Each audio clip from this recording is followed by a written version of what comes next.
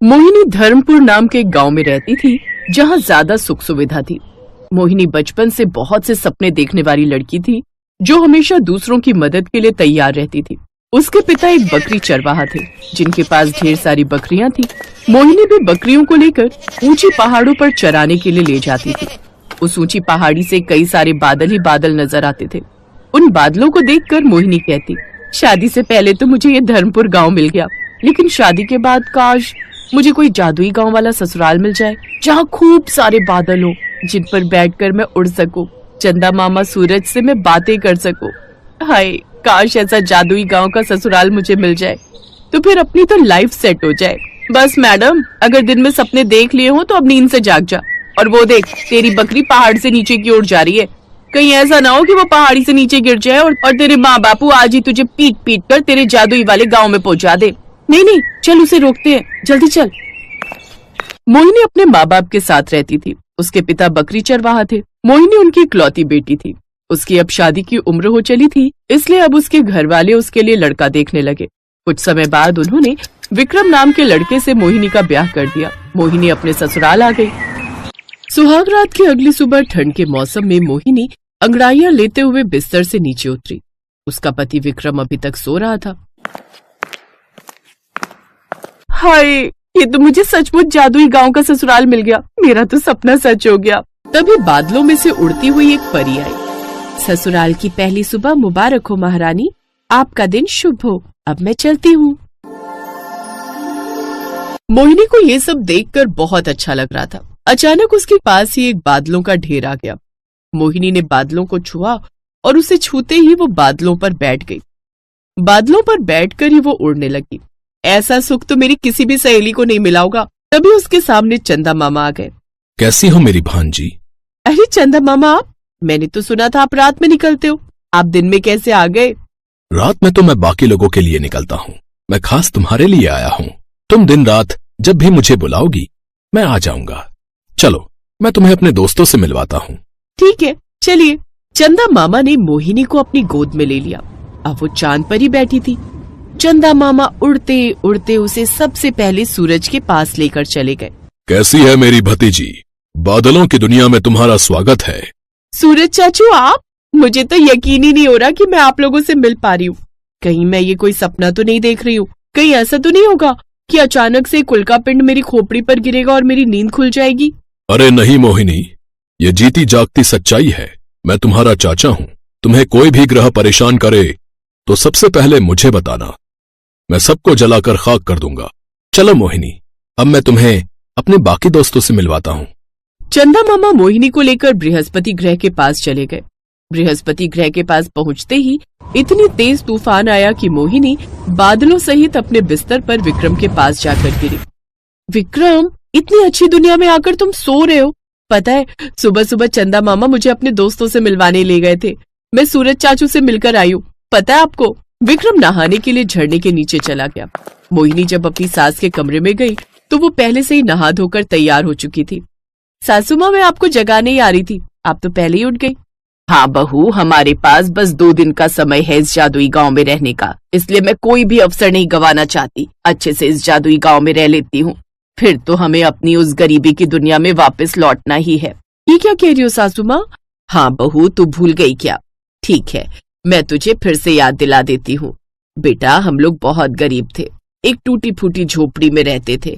तेरी नई नई शादी हुई थी और बाहर कोहरा गिर रहा था, बर्फ गिर रही थी। सुहाग रात की अगली सुबह जैसे ही तूने घर का दरवाजा खोला, वैसे ही बाहर तेज तूफान आ रहा था। सारे लोग उड़ उड़कर इधर उधर गिर रहे थे। लोगों के घर तबाह हो रहे थे, फिर भी तू बिना डरे उन्हें बचाने के लिए निकल गई। अरे वाह, बाहर कोहरा तो ऐसे गिर रहा है जैसे कि कोई स्वर्ग हो। लेकिन ये क्या, इतनी तेज तूफान में सारे गांव के लोग इधर और उधर उड़े जा रहे हैं। लोगों के घर भी तबाह हो रहे हैं। मुझे सबको बचाना होगा। तभी मोहिनी ने देखा कि एक बच्ची उड़कर नीचे खाई में गिरने जा ही रही थी, लेकिन मोहिनी ने उस बच्ची को बचा लिया और खुद खाई में गिर गई। बचाओ बचाओ, अरे कोई तो मुझे बचाओ। तभी उस खाई में बहुत सारे बच्चे गिरते हुए आए जो मोहिनी के ऊपर ही गिर गए। मोहिनी को काफी चोट लग गई।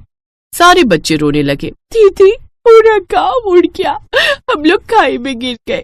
अब हम लोग मर जाएंगे ना।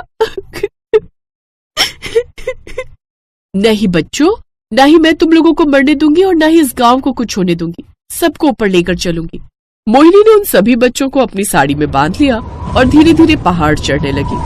तूफान मोहिनी को ऊपर नहीं आने दे रहा था, लेकिन मोहिनी की हिम्मत के आगे वो तूफान भी उसे हरा न सका और अंततः मोहिनी उन बच्चों को बचाकर फिर से ऊपर पहाड़ी पर बने गांव में आ गई।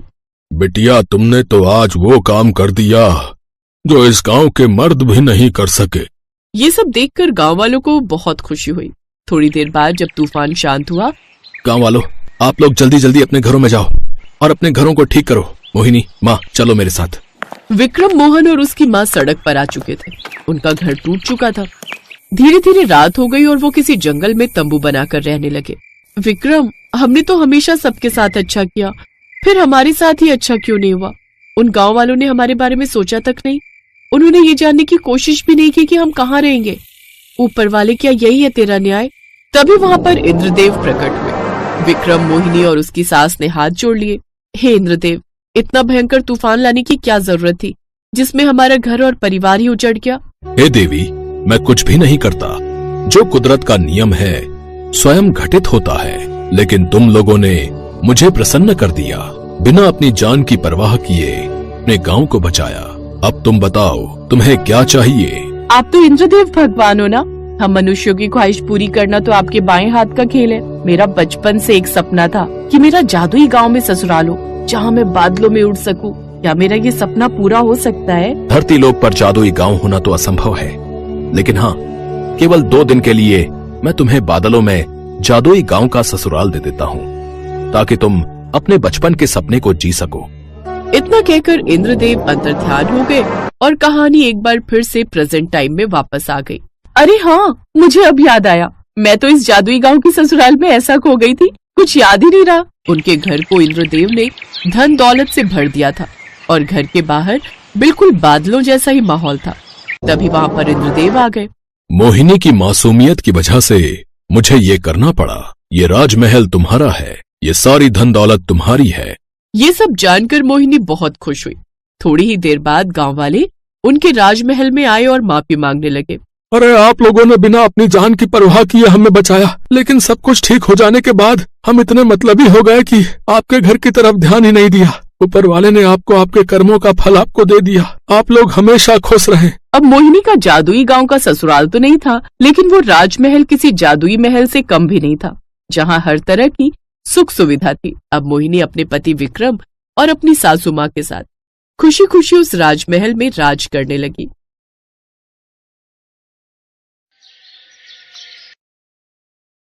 आ जाओ भाभी, आराम से। सुरेखा, ये ले, नेक तो तूने मांगा ही नहीं।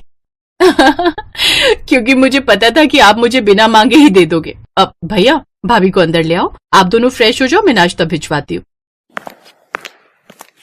अरे, तू भी थोड़ा आराम कर ले, हमारा नाश्ता पानी भाभी देख लेंगी। भाभी, भाभी। अरे चुप हो जाओ भैया, दोनों भाभियां बहुत थक गई थी तो सो रही हैं। अच्छा, और तू नहीं थकी क्या? ओहो भैया, बस आप लोगों के लिए नाश्ता भिजवाकर मैं भी जा रही हूँ सोने। चलो अब आप यहाँ टाइम वेस्ट मत करो, जाओ भाभी को अंदर ले जाओ। सुरेखा के जिद करने पर विष्णु अपनी नई नवेली दुल्हन कविता को लेकर अपने कमरे में चला गया और सुरेखा उन दोनों के लिए नाश्ता तैयार करने लगी। और फिर कुछ घंटों के बाद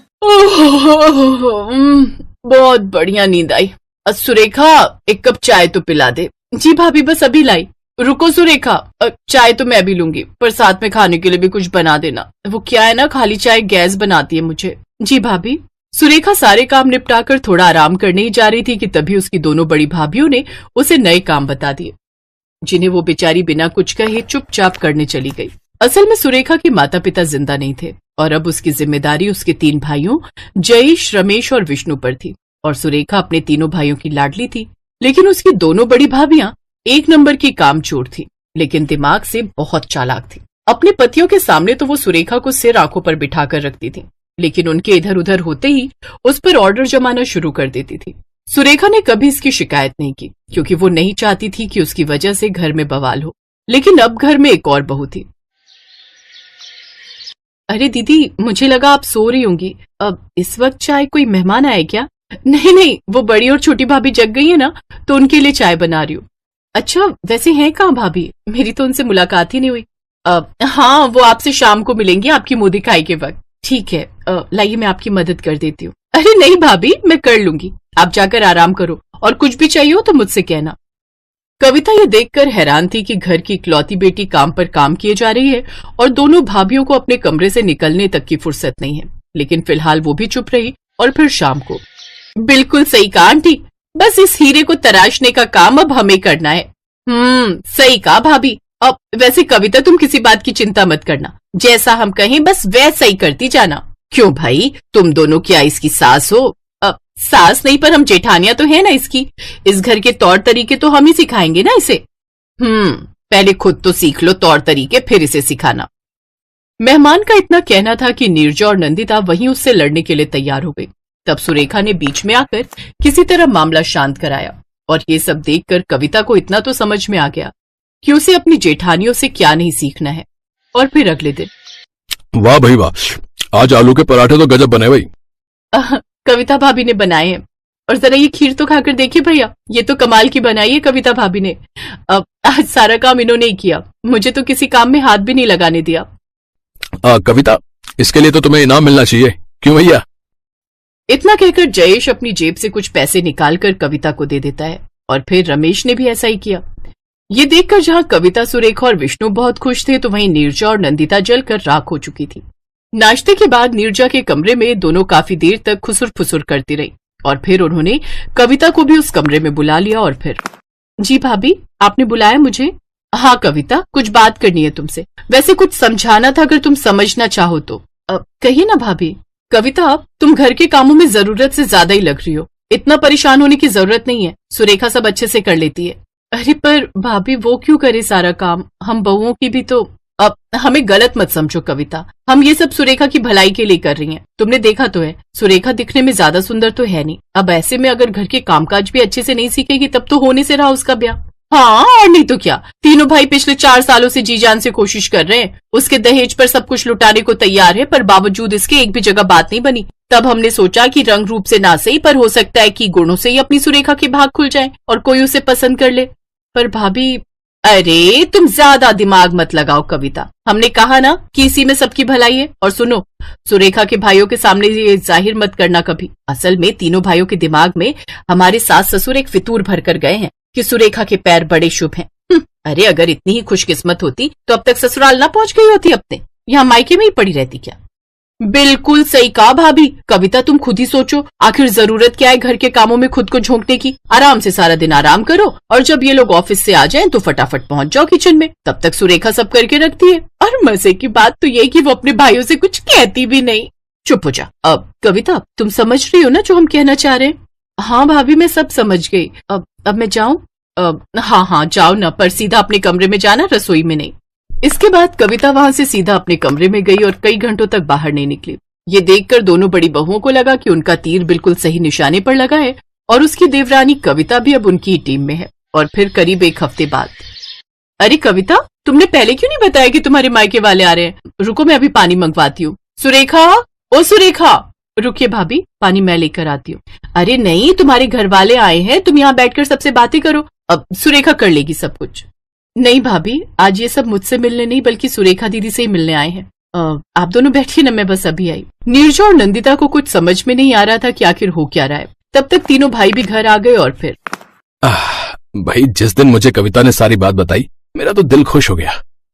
सच भैया, अपने सुरेखा के लिए जैसा चाहा था वैसा परिवार अब जाकर मिला है। हाँ भैया, ये बढ़िया हो जाएगा, कविता का मायका सुरेखा का ससुराल हो जाएगा। वैसे भी दोनों में खूब पटती है। ये लो, सुरेखा आ गई।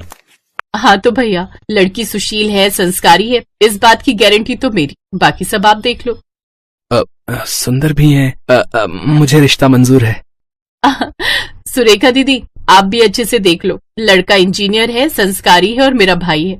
सुरेखा ने सर्वेश को देखा और फिर मुस्कुराकर कविता को और फिर, लो जी, इसी बात पर निकालो बालूशाही, क्योंकि जब मियाँ बीवी राजी तो क्या करेंगी भाभी? अब मेरा मतलब है काजी।